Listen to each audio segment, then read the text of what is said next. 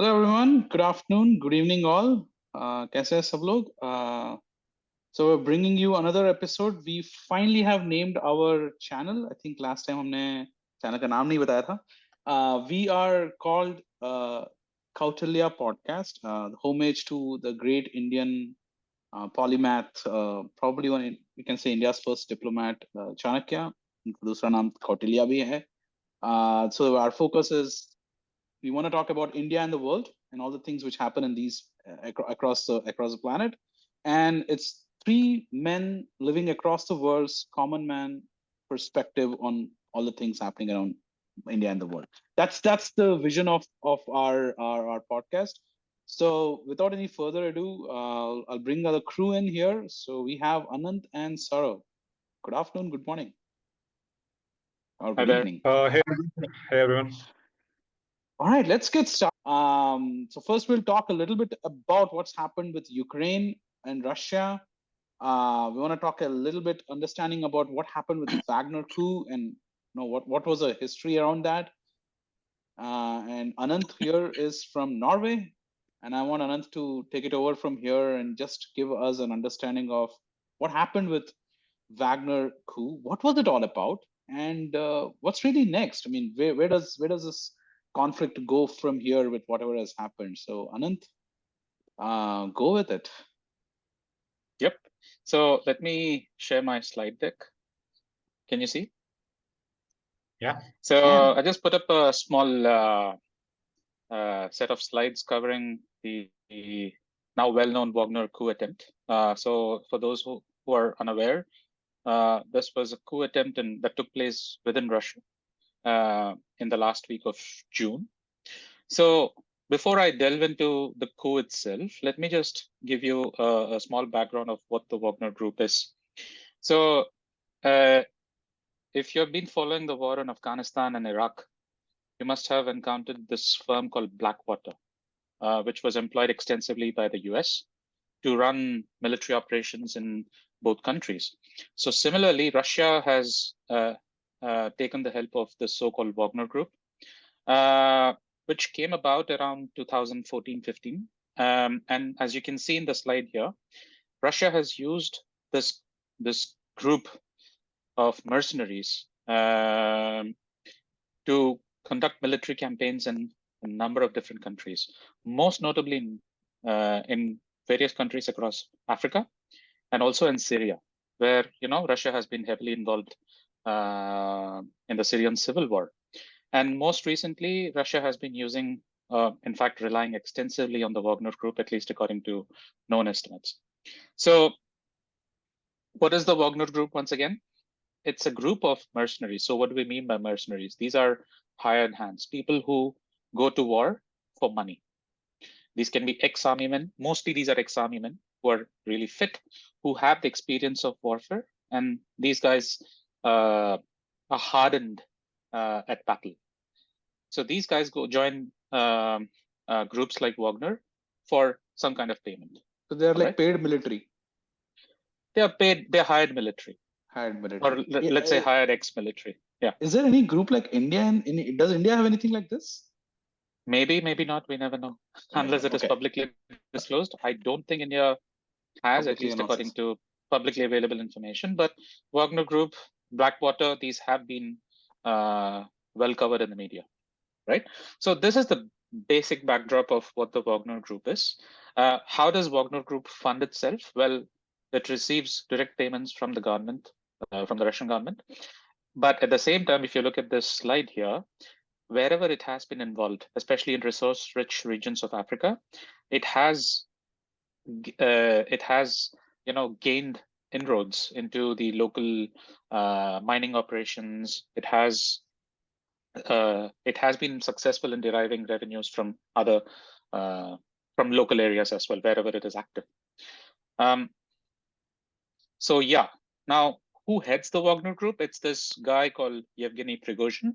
So if you've been following mainstream media over the last 2-3 weeks, or even the last 6 months, he's been quite active. So Prigozhin, he had very humble beginnings. In fact, there are some widespread accounts that say that he actually was a delinquent. He went to jail in his early years. And then somehow he got out, started this chain of hotels, I guess, in Moscow and probably in St. Petersburg as well. And over the course of the last few years, he became very close to Putin. In fact, he made it out big by starting a catering company that was providing supplies to almost the entire Russian military. So these are his origins. He's a chef. He's in fact called Putin's chef, right? Now, contrast this image here with the same guy dressed in military fatigues. This is in Rostov-on-Don on 23rd June. So Yevgeny Prigozhin actually took control of the Wagner Group and has been heading it since 2015, if I'm correct. So can we say कि ये Russia का Putin का दोस्त था पहले, and he's always like in his inner circle? Look, again, I don't want to make any conjectures, but definitely he's part of Putin's inner circle. That we know for sure. And he toes Putin's line, or at least has towed Putin's line until June, as far as we know. Okay. Now, if you look at the mutiny itself, why did it happen? So Wagner, Prigozhin especially, have been making accusations that, despite being heavily involved in the Ukraine conflict, in fact, the Russian invasion of Ukraine, since February onwards of this year, there have been accusations made by Wagner that they haven't been given enough supplies, that they have had to face a lot of friendly fire from Russian military. And of late, even Prigozhin has even gone on Telegram and other social media, blatantly accusing the top military commanders in the Russian military of, not playing their part in the invasion. And it so happened that the Russian military department instituted this rule in June, stating that all those mercenaries who had signed up with Wagner and who wanted to sign up with Wagner, they would have to sign up directly with the Russian military henceforth, starting from July 1st. This triggered the so-called Wagner mutiny, which began in January 23, whereby Prigozhin first appeared in Rostov-on-Don, declaring that he was gonna, take on Moscow and basically deal with the two top Russian military commanders himself, and probably Putin himself. So he began this onslaught from Rostov-on-Don with a convoy of military trucks, tanks, and whatnot, and then headed to Voronezh unopposed, apparently. And then from there, after establishing himself in both these cities are actually 1 million plus in terms of population each. So after that, he started his onslaught onwards to Moscow. In the meantime, there were some media reports that the FSB, the internal intelligence agency of Russia, which is also responsible for guarding the capital city from outside attacks, they had started digging trenches to protect the city. So you could see all these images. But suddenly what happened was, while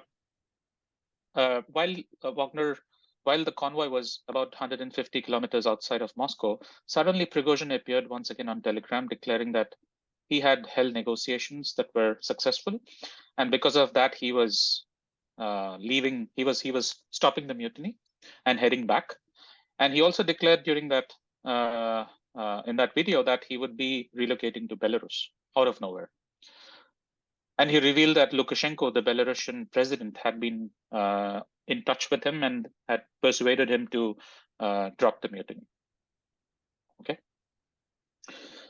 Now, what has been the reaction in the mainstream media in response to this event? Well, The Atlantic, which is a reputable media house, openly declared, while this coup was in progress, that Russia had slid into civil war. Look at the comments in other mainstream media channels and newspapers. Many declared that Atlantic Russia has lost its reputation, Anant, in the last 2-3 years, the way they have clearly shown their bias on the leftist angle of Yes. it, and then anything, anti-Russia's. Yes, but see, regardless of where you stand, journalism should be based on fact checking. But then if you start fact checking, then there's a FOMO effect, right? So I guess all media houses face this problem, and that's why they are hell bent on putting whatever they have at hand without actually checking the facts. So this Correct. is an outcome of what you see, the fear mongering. You see the Independent, they were declaring that there was so much panic and mayhem on the streets of Moscow. And if you look at Telegram channels, and this was happening on a Friday night, people were partying out on the streets of St. Petersburg and Moscow. There was people were just going on about with their lives, right? So yeah, but I also understand why mainstream media especially in the West had to do this, because they have to make a case for getting more arms and ammunition for for Ukraine and all of that, and what better way than have our media make a hangama out of this? So yes, but did you see the American government responding as such? Did you ever notice the White House or the Pentagon coming out and issuing strong statements? They have got these guys to do the first set of job anyway, right? So yeah, but again, I generally feel that the governmental response, the American government's response, was rather muted, because I guess they had a different opinion of how things were unfolding back in Russia. All right. So yeah. But you see, the mainstream media, the MSMs, were really going gung-ho about it, that Russia was in total disarray.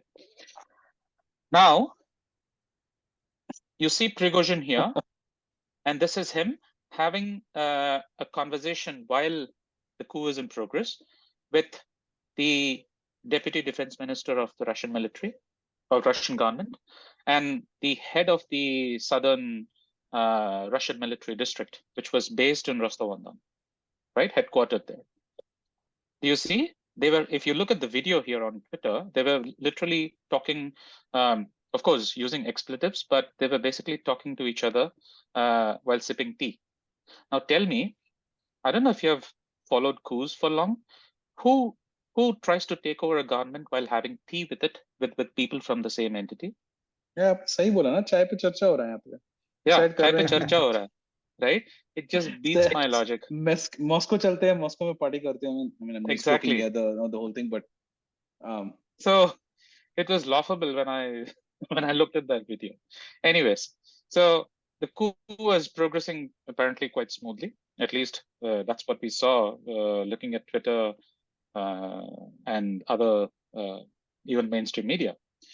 Now, just to give you a glimpse of the Russian military presence in that area, this is a map of all types of Russian military bases. Military meaning army, air force, and even navy. This is where Rostov-on-Don is. And then this is the highway leading from Rostov-on-Don all the way up to Moscow. Okay. Now, do you see how many military bases there are here? How many air force bases there are here? What's there to stop Putin, or even the two ministers, the two military commanders who were targeted by Prigozhin? What's there to stop them from launching a full on-scale attack on Prigozhin's convoy? It was just one road, right? Either the local commanders were not listening to them, in which case, once the mutiny had ended bloodlessly, they would have been taken to task. We never heard anything happen to them. The two ministers who were nowhere to be seen during the coup in Moscow or elsewhere, they have not been replaced. उनके नाम क्या था? What are the names? That Shugoi. So the defense minister is Sergei Shoigu. And the other one is the other guy is the chief of military staff. He is General Gerasimov. So these were the two guys. I mean, look at the military presence here, man, along that highway. Surely not 30 or 40 out of your top commanders are going to disobey your orders, right? Unless they collectively believe that Russia is going to fall flat on its face, right? This is game theory 101. Mm-hmm. So it just beats my logic. Like, if Prigozhin was acting as a lone wolf, how did he even think that he would surpass all these military bases and go unopposed? And this is probably what he guessed. I mean, again, we don't want to say whether what's the reality down there, whether Prigozhin was, what we saw in the media about Prigozhin is true or not. If it is true that Prigozhin has actually revolted, then he probably had realized that there was no chance of him taking over Moscow. It is heavily fortified, right? Mm-hmm. If not, if Prigozhin, if all of this was a ploy, then we know for sure that this was all a setup. Which is my assessment of all of this, and I'll get to that. Exactly. So this is that. Now look at another piece of interesting news coming out during the coup. It shows that in a city north, in the north of Russia called Murmansk, which is close to Norway where I live, Wagner Group was continuing to recruit fighters for Ukraine. I mean, something doesn't add up, right? Yep.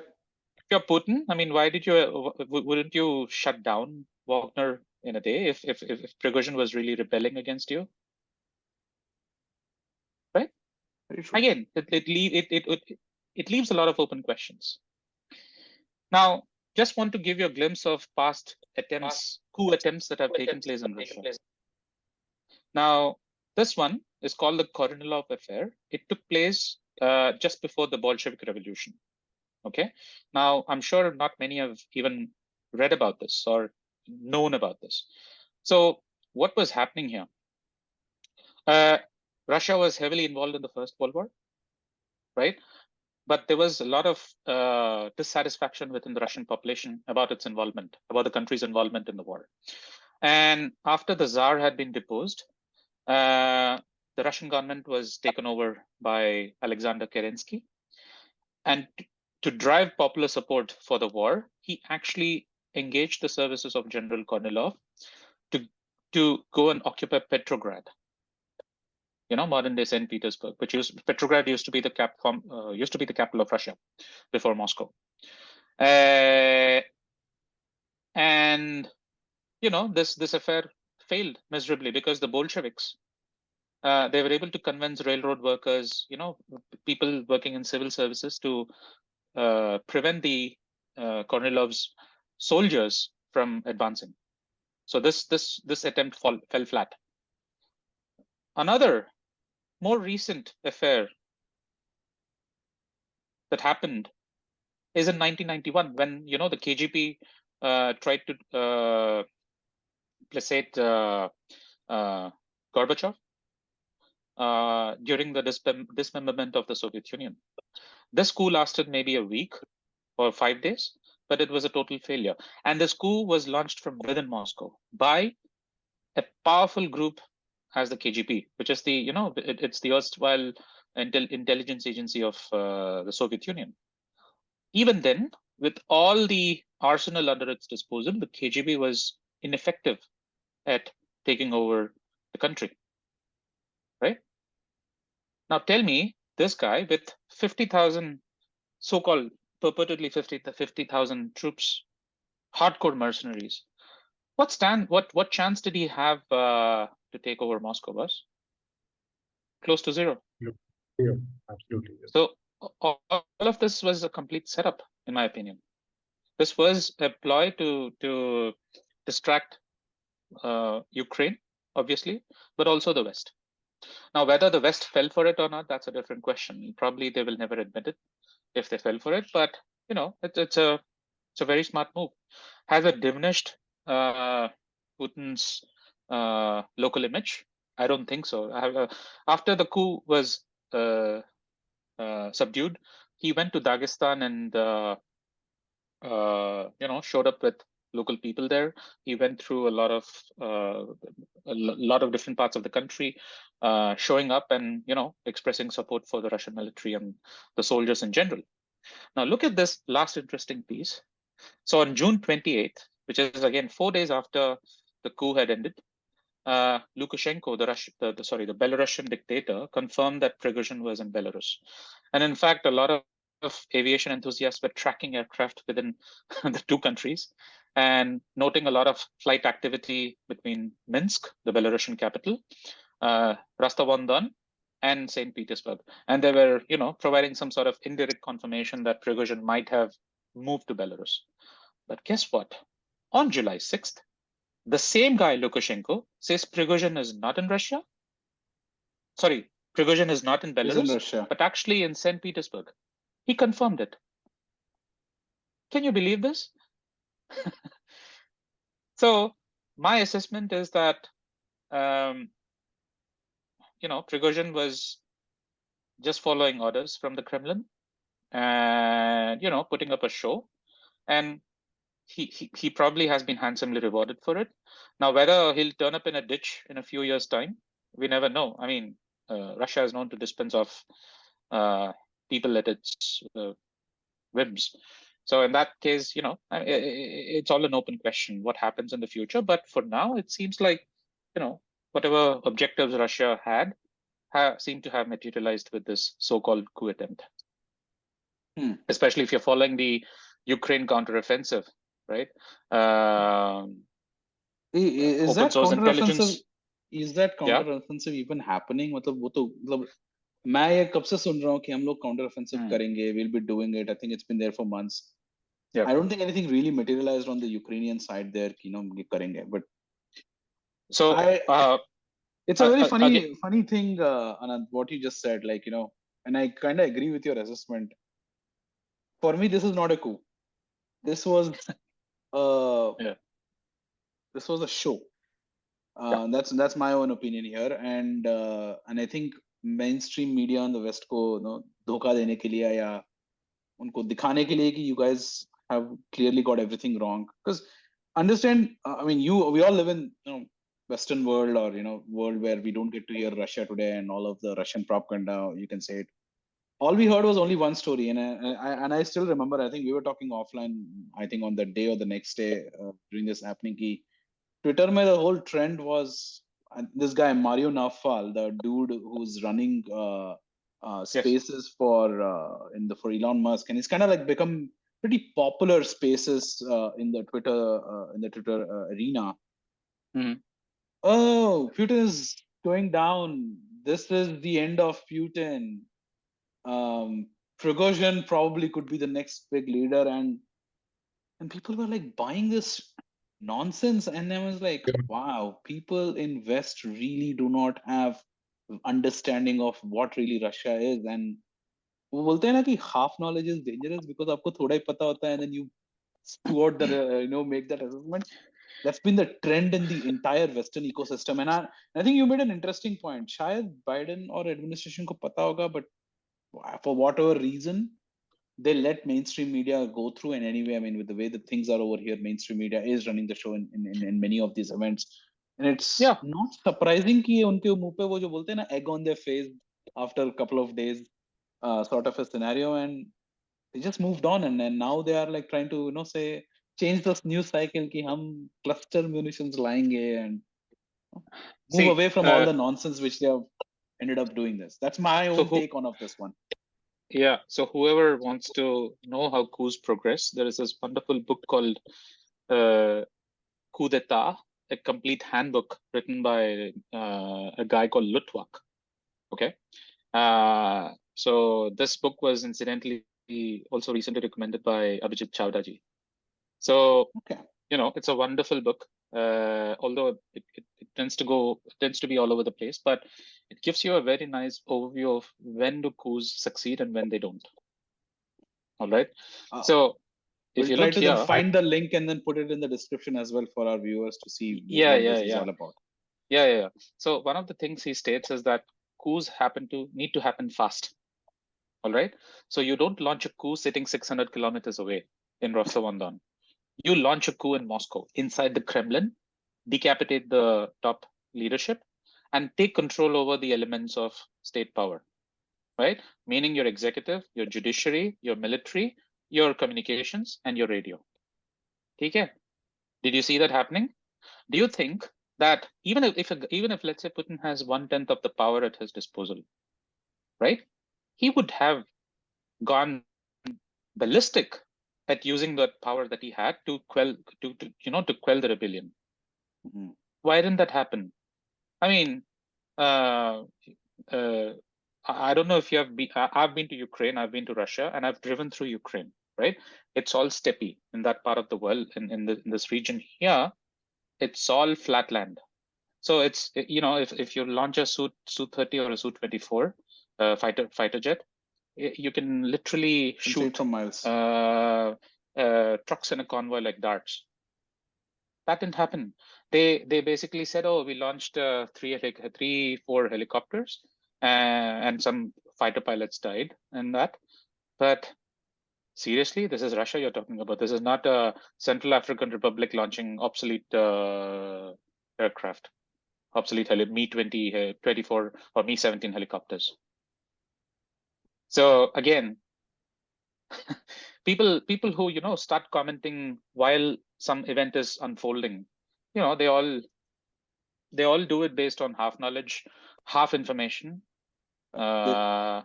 Your stupidity is shown, and I think Western media's stupidity was shown in that particular weekend, which I I think would call I it would say mainstream must media. also. Yeah, I mean Western mainstream media, and I'm calling mainstream media as a Western media in this particular So scenario. was there any media channel which kind of was reporting this accurately? Not to my knowledge. Not to my knowledge Maybe. too, and I think that is why I feel the real information is lying somewhere, in OSINT and the things like that. It's the actual individual content creators and the intelligent trackers who are, I'm not talking governments, but individual people who are doing the good work here, trying to give us a perspective. So frankly, CNN and They Guardian are and now. BBC are not giving me. No, So they've lost that touch unless they revitalize themselves, completely revamp how they disseminate news. I mean, did you see that conversation that a BBC anchor had a few days ago with the former Prime Minister of Israel, Naftali Bennett? It was completely laughable. No, I did not see that. Whoa. It was hilarious. I mean, it shows how ridiculous Western media professionals are. Yeah, I think the journalism standards have completely gone down, and I mean, there are no standards. There are no standards. There's no accountability. हमें लगा था कि India में ऐसा खराब standards है because India में journalism में स्टैंडर्ड्स नहीं है, but it's basically India has exported that, हम आप इंडिया को भेजेंगे, we'll send it to the rest of the world and we'll make others learn as well. See, India is better in the sense that at least you can go on Republic TV and shout your heart out.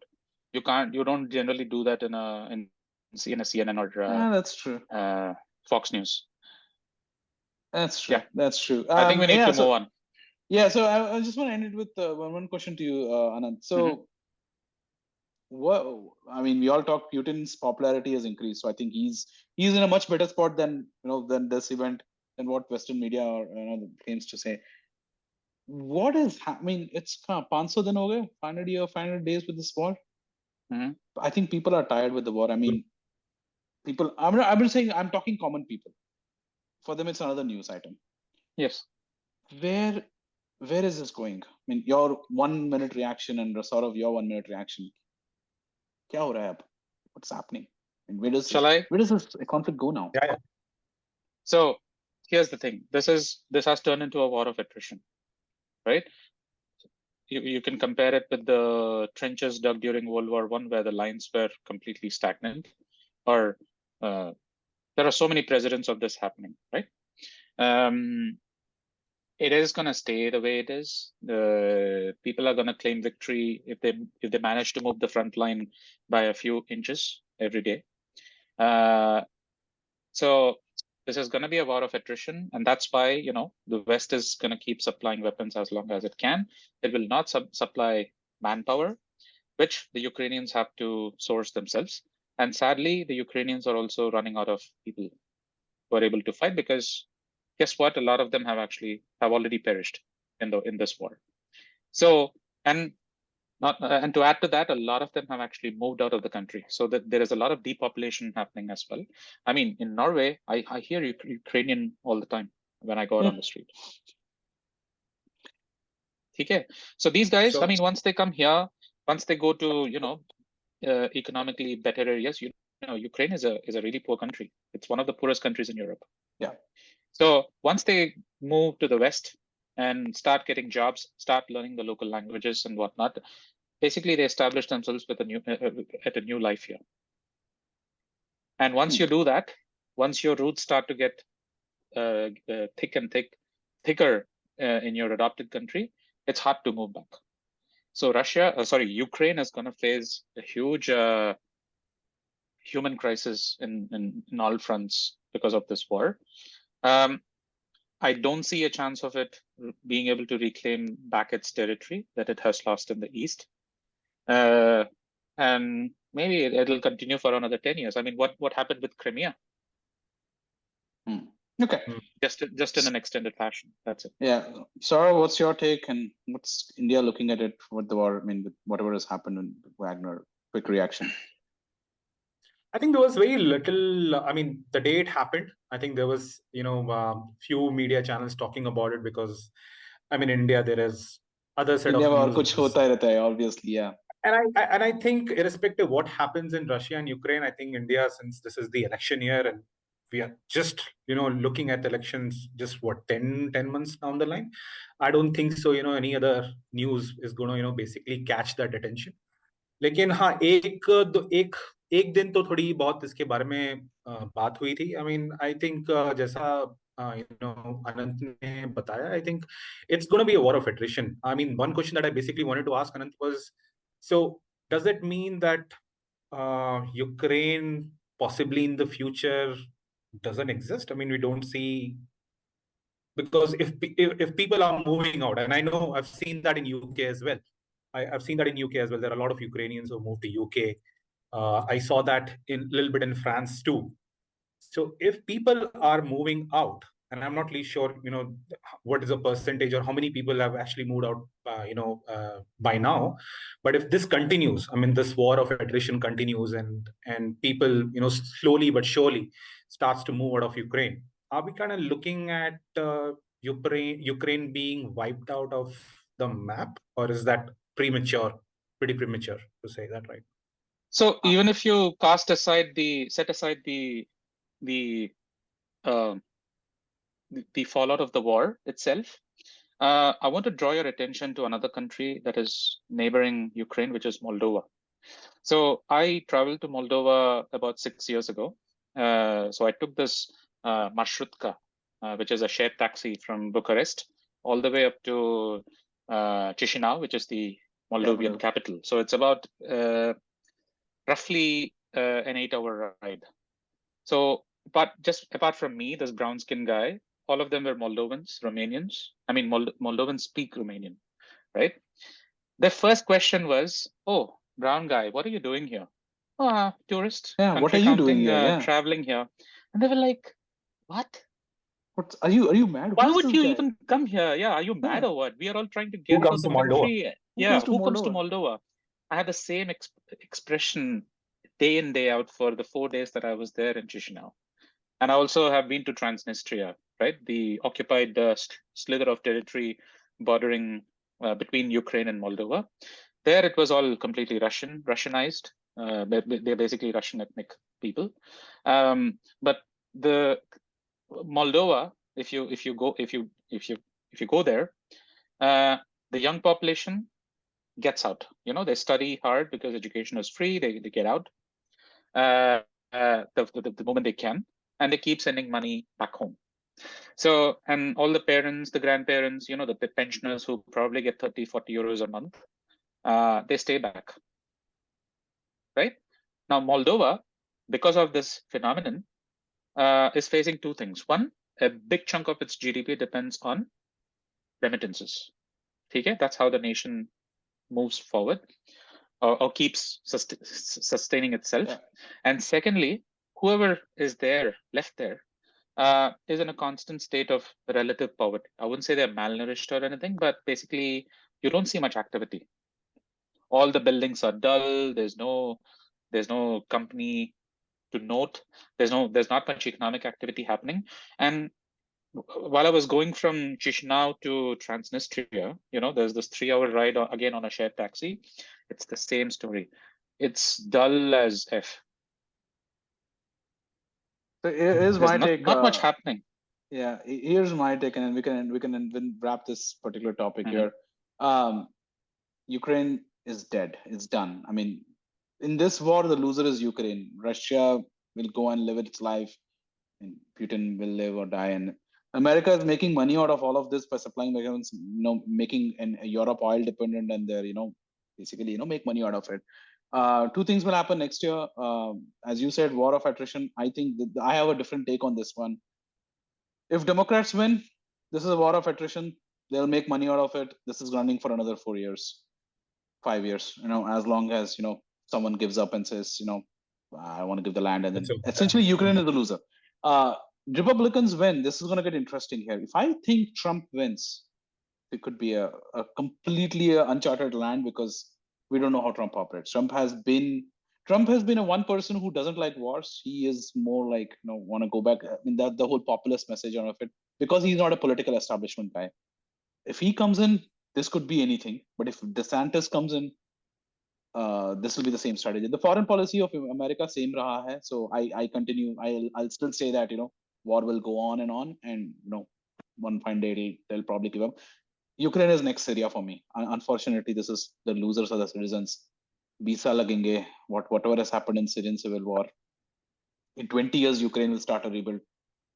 And Ukraine does not even have the culture of Syria. I mean, Syria had their own thing, so they want to get back to that and all of that. It's unfortunate. Zelensky will live in Las Vegas, Miami / Los Angeles. He's a comedian. He probably will end up in Los Angeles. And probably a cocaine addict as well. If you look and a at cocaine his addict recent as well. And so infractions. he'll gel very well with the Hunter Biden group and all of that. That's my personal take. But yeah, so this is where I think it is happening. So we will talk again later. Please hit that like button. It's our second episode. We need more love. We need more comments and feedback. If you have any comments and feedback about our videos, please put them in the comments section. Please hit that like button. Please subscribe. The Kautilya Podcast will be back again with another episode next week. Till then, we will talk again later. Bye-bye. Yeah, bye-bye.